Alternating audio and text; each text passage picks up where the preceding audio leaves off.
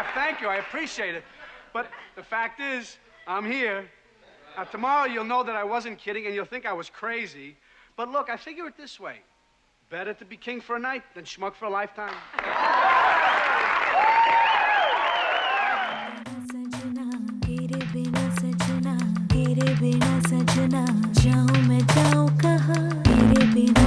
Yeah, cause there's nobody doing it quite like me. Cause there's nobody doing it quite like me. Let me know you're doing it quite like me. Scorsese. I'm convinced. I've often been muttering to myself, like, did Martin Scorsese know what he was doing to the world when he did that? Did he know?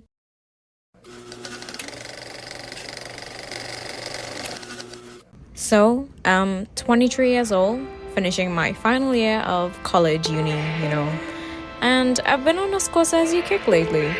I've got the second half of my senior thesis project swinging into gear in a couple of weeks, so I thought I'd seep in some knowledge from the king himself. I've said this in one of my Letterboxd reviews, but we've lost something. The new age-old, they don't make them like they used to. They truly don't. By all things holy, they don't. The amount of detail and work Scorsese invests into making a scene informative to the audience is cutting edge. Everything from his passion projects to his studio hire jobs have more heart and style than almost anything Hollywood puts out today. Filmmaking by him is so engaging that the audience feels part of the process as it unfolds. The restaurant entrance. You know the one I'm talking about, the one in GoodFellas, 1990.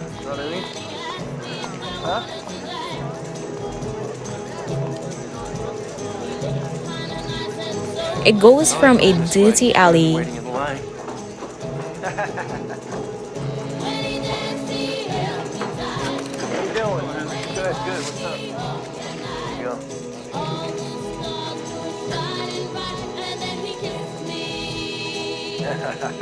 How you doing, Gino? Hey, all right, good. Hey,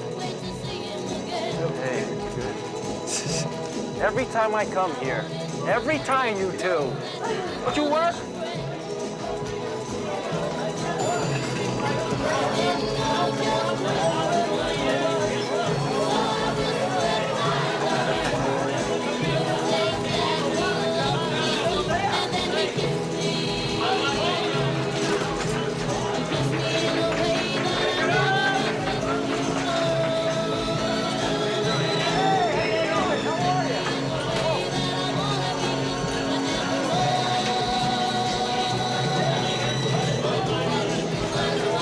back through the kitchen, / back room, and into a fancy club.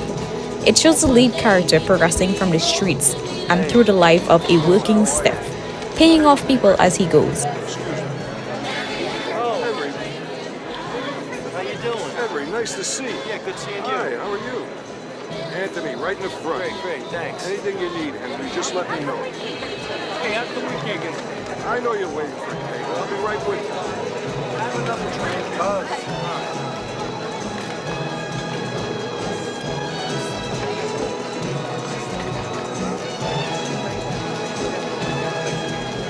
And ending at a table prepared just for him at the front. He basically walked his new girlfriend through his life in a single 2-minute shot through the club. Good. How you doing? Gave him $20. They don't make him like they used to. Henry, this is what Mr. Tony over there. Where? Over there. Oh, Movie making like this truly gives us that dopamine boost we crave when we use recreational drugs. But here the drug itself is in its purest form, as the luminary said himself. I come from a time when movies were films. I've often been muttering to myself, like, did Martin Scorsese know what he was doing to the world when he did that? Did he know? I watched King of Comedy last night and I got a little existential about the not completely absurd tactics some might irrationally resort to in order to finally make it in that world. That the film expresses, even if only for a couple of minutes of camera time. The celebrity obsession, autograph books, greed, fandom, stalking, hostages, bad stand-up. I mean, do performances get more iconic than Sandra Bernhard's Masha? Cinema. Anyway, this isn't a King of Comedy review. My peers and I constantly talk about collectivism over individualism. Let's focus on our community, how we can succeed as one, rather than how we can be the only one to succeed. This I don't owe anybody anything mindset has been killing the arts, especially regional arts. From my thumbtack in the world, you're already shafted by not... we're a pretty good group. Talented, relentless, driven, some brilliant but lazy. We more often ponder about those with talent but a lack or a loss of ambition, keeping them from excelling or sustaining in the industry. Those with unhealthy determination than work impossible to be judged objectively likely make for better subjects in those same stories, especially in a crime dramedy like King of Comedy. I've been thinking about a quote from Epictetus lately. A live coal placed next a dead one will either kindle that or be quenched by it. Such being the risks, it is well to be cautious in admitting intimacies of this sort, remembering that one cannot rub shoulders with a soot-stained man without sharing the soot oneself. I've taken a break from social media for the past few weeks. I've been offline. I've touched grass. I felt the sun on my face. I played some mini golf. My day job even has this fitness challenge going on. We're in teams of 5 and you must make 10,000 steps each a day. It's jokes, lots of banter about certain people making a suspicious amount of steps on the leaderboard. I've been active, but I've been away from media. Certain people in my life, I think. I think something in me broke after that House of the Dragon Season 2 finale, as stupid as it sounds. Television has been empty lately. There's been nothing on TV way. We all know the strikes halted and pushed shows to have an early release in June, July, that we're all just kind of waiting on the fall, January, real. But that isn't the issue. I've been having the things that on TV aren't. That's another video I'm working on. But I guess what I'm trying to say is it's okay to be absent for a while and come back better. Letting people have access to your energy is a privilege. Your self-respect must be stronger than your feelings. This doesn't make you arrogant or selfish. It simply makes you conscious, purposeful, intentional, and capable of making their impression you wish to make. People will always think what they want to think. They will always have preconceived notions about you.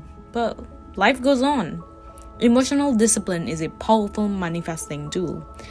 Limiting people's access to you is self-care, and sometimes you simply just have to become unreachable. Protect your energy, mind, and spirit. Don't let the cypherses of people ruin your day. You can't let this stupid-ass evil world rob you of your vibe. Don't let them do that to you. Every day you can work on one of two things. Seeming or being. You can either seem or be. One is easier to achieve and the other is easier to live with. One is radiating out and one is facing in. One day you'll end up as one or the other, or if you're lucky, you'll get to both at a satisfactory level. But if you gamble on that and you lose, you start all over again. It's got a lot to do with you. I feel like people get lost when they think of happiness as a destination. We're always thinking that someday we'll be happy, that we'll get that car or that job. But happiness is a mood, and it's a condition, not a destination. It's like being tired or hungry. It's not permanent. It comes and goes, but that's okay. I feel like if people thought of it that way, they'd find happiness more often. Vic. You've touched on collectivism over individualism, started talking about being a way to get your mind right, which is contradictory to your collectivism argument. You started with Scorsese. What are you on about? You reference epictetus, but what does epictetus have to do with Scorsese? Collectivism? It's like you're connecting unconnected things. How does... My favorite line in film history has got to be, "I get to live the rest of my life like a snook," from Scorsese's 1990 GoodFellas. The quote itself is lifted directly from the real-life Henry Hill, and it perfectly mirrors his downfall in both real life and the film. The part that sticks with me is at the end when Henry Hill is no longer affiliated with the mob and isn't adjusting well to being an average Today smuck. everything is different. There's no action. I have to wait around like everyone else. Can't even get decent food. Right after I got here, I ordered some spaghetti with marinara sauce and I got egg noodles and ketchup. I'm an average nobody. Get to live the rest of my life like a schnook. Unlike all of his friends, he's allowed to keep living as a free man. He's alive and he's out of jail, and all it took was destroying all of his former bonds. Henry's misery comes down to one thing: no more glamour, no more excitement. For him, being forced to live an ordinary, quiet life was a prison of its very own. Reality's delivery of the line is just beautiful. You can hear the faint simmering rage and contempt as he realizes that he will never again be the big shot gangster he once was. Henry Hill's story should be a triumph. From the shape of it, it ought to be the ultimate victory, going from nothing to achieving the American dream. But it's an organized crime film that ends in a moment of hollow, victorious peace.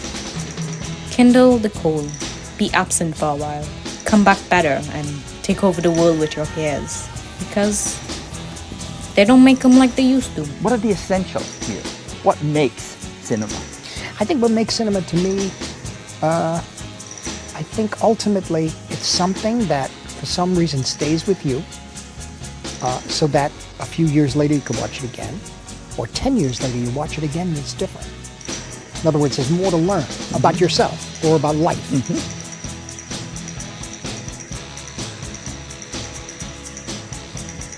Post editing Vic here. I just quickly wanted to say that if you have something you want to say and something you want to make, don't sit on it for like a few days. Like, you get that vibe, you go, you make it in a day, and you publish it, because you're gonna be sitting there overthinking everything. This video took way longer to like finish, because like I finished halfway and I was like, oh, this is not good enough, blah blah blah. So yeah, thank you to that one friend who like shut me out. I was like, hey, post it, it's good, thank you.